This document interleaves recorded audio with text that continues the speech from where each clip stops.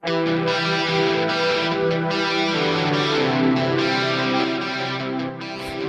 back to the Fourth Way podcast.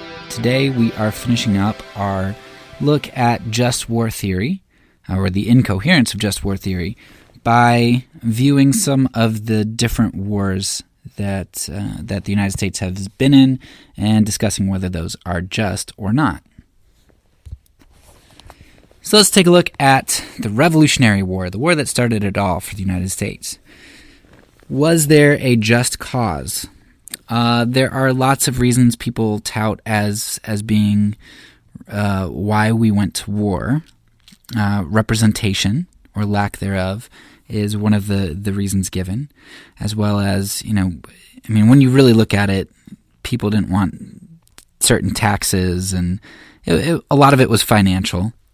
Some of it may have been the representation as well. But when you ask, is that a just cause to start killing people? And it seems like the answer is no.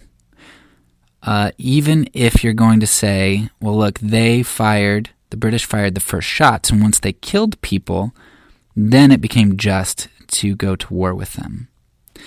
And that doesn't seem right to me, because Paul's writing when Rome is in authority, and Rome does some pretty terrible things to people, way worse than the British did to the first rebels.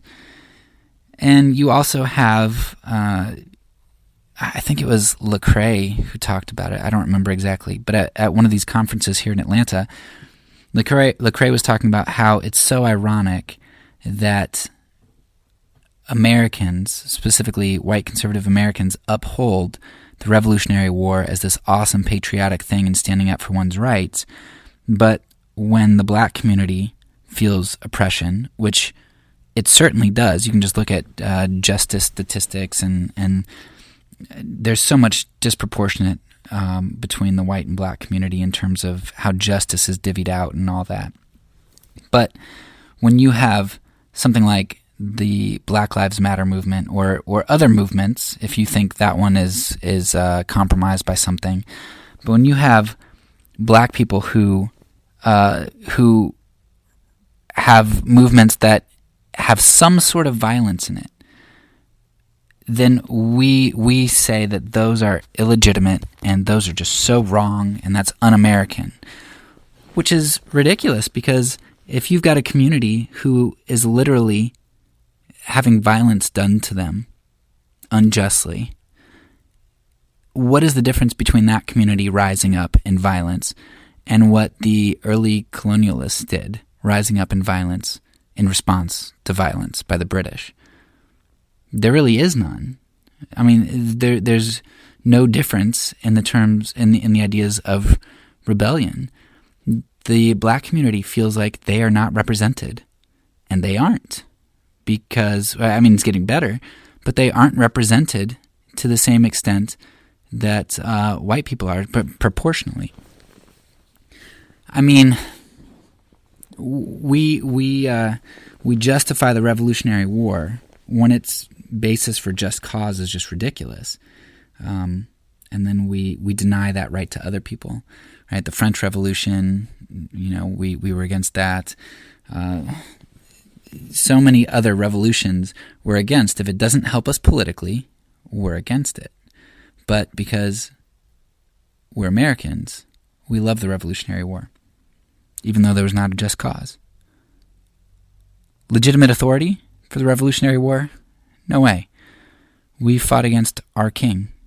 That's not a legitimate authority when we are under our king and we declare war against him. That's not legitimate. Proportionality of the Revolutionary War? Yeah, okay, I can maybe give you that. I think we had some goals, right? Well, actually, I can't give you that, because the goals that we had, right, representation and less taxes, lower taxes, so it could be more profitable. Did that justify killing people? No, killing lots of people on the scale of warfare. I don't think it did. Civilian safety, that's the one I can give you. That's the one I can give you. I can give you civilian safety because I think, by and large, there was civilian safety. Now, we could look at were people executed as spies and all kinds of things? Were there like witch hunts like that? There might have been, but I think by and large, civilian safety was pretty good. But I think that's less to do with the intentions and more to do with just how war was conducted and with what weapons at that time. Just peace? Well, we ended up fighting the British not too much further down the road, and I think, if my history serves me correctly, I think we'd still skirmish with them, like as they had their presence in Canada and some of our territories, and so yeah, I don't think there was a just peace in the immediate future after the Revolutionary War, but eventually, now it seems like there is. So I don't know how to call that one. No, but after a long time, yeah. World War I, was there a just cause?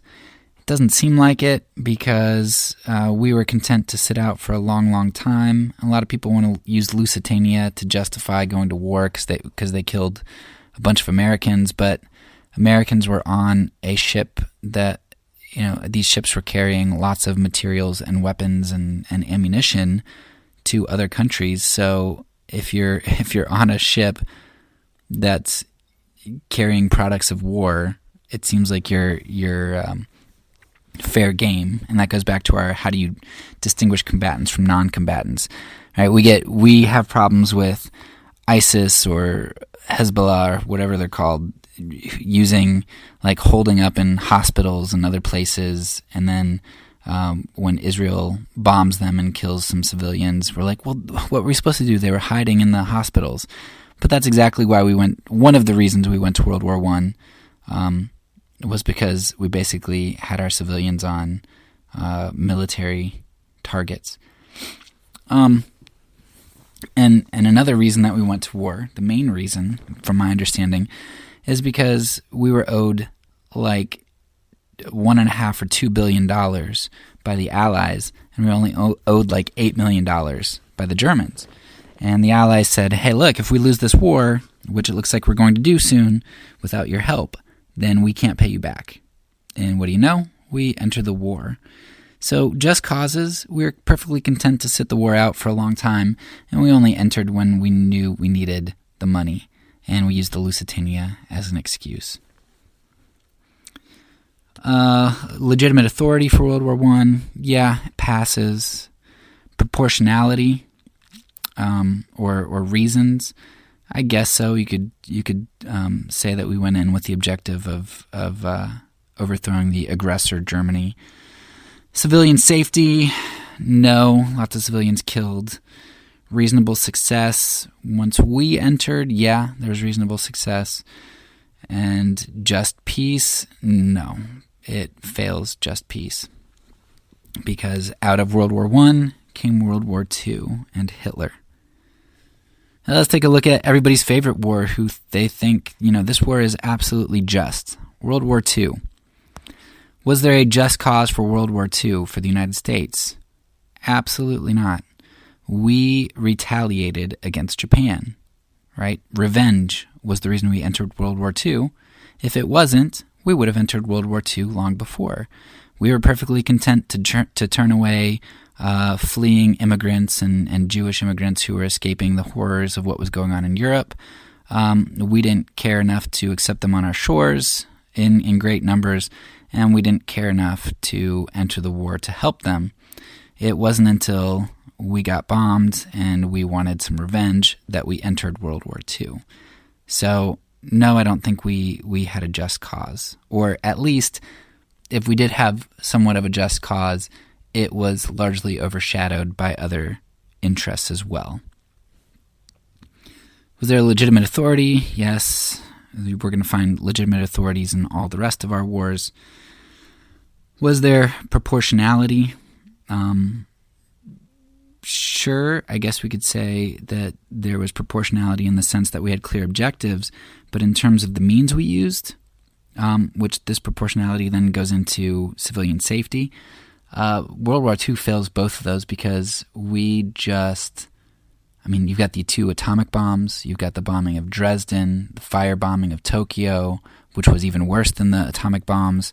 We just decimated civilians. We used means that were insane in World War II. Reasonable success, again, when the United States entered, yeah, sure, there was reasonable success.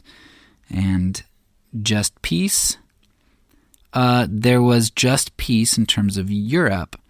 Now, what we did with our dealings with the Middle East seems like that created lots of problems which have led to future wars. So if you want to say there's a partial just peace, sure, but just peace altogether, no.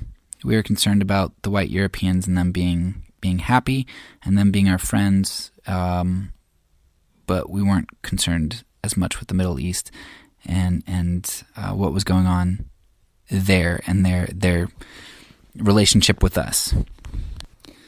So everybody's favorite war in terms of just wars, World War II, right, didn't have a just cause, or at least was significantly tainted by ulterior motives. It didn't have proportionality or civilian safety, failed both of those tests, and it didn't pass the just peace test. It fails 4 of the 6 criteria. And then, of course, I've been forgetting last resort here on all of these others. And yes, the Revolutionary War, World War I, World War II, all failed the last resort test. So World War II gets 2 points out of 7.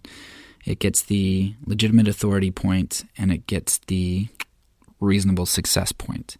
So that's it. We could go down the line. We could look at war with Iraq, war with Afghanistan, Vietnam War, Korean War. What you're going to find is the same thing. All of them, as far as I can tell, do not have just causes. Even if somebody can say, well, there's this cause and these other causes, we get into that question again of, okay, well, if you have one reason that makes sense to me, but you have all these other reasons of self-interest and objectification, does that make it a just cause? And I don't think that it does. I think that's overshadowed by all of these faulty reasons, as well as the fact that there are other places where you could go to help out, to exact justice, where you wouldn't have these inappropriate causes or reasons, but you're unwilling to go there because you have no interest. So I don't think just cause you can never find a just cause in any of our wars, or almost never. You'll always find a legitimate authority. You will rarely, if ever, find proportionality or civilian safety.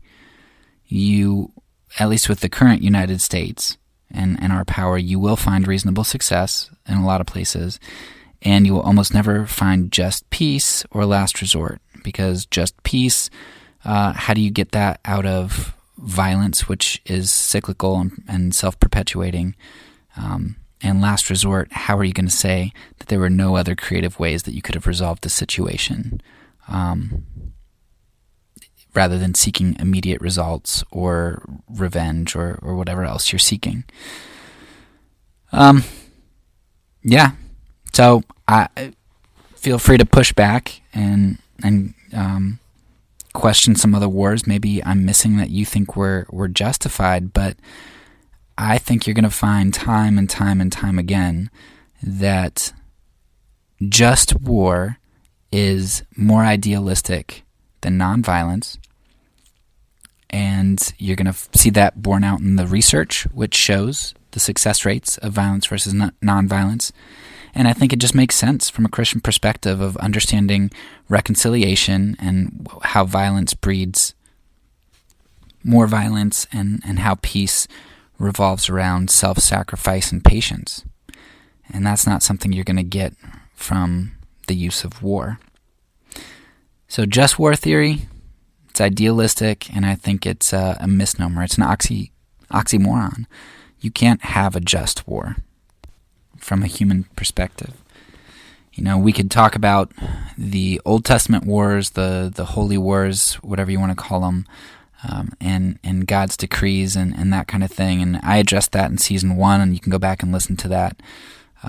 But as far as war as waged by humans go, you're just not going to find a just war or the possibility of a just war.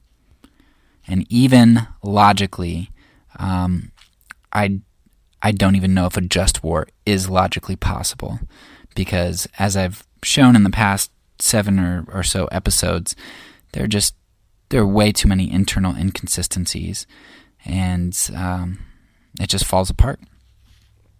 So hopefully this series has been helpful to you. And as for now, peace. And because I'm a pacifist, when I say it, I mean it.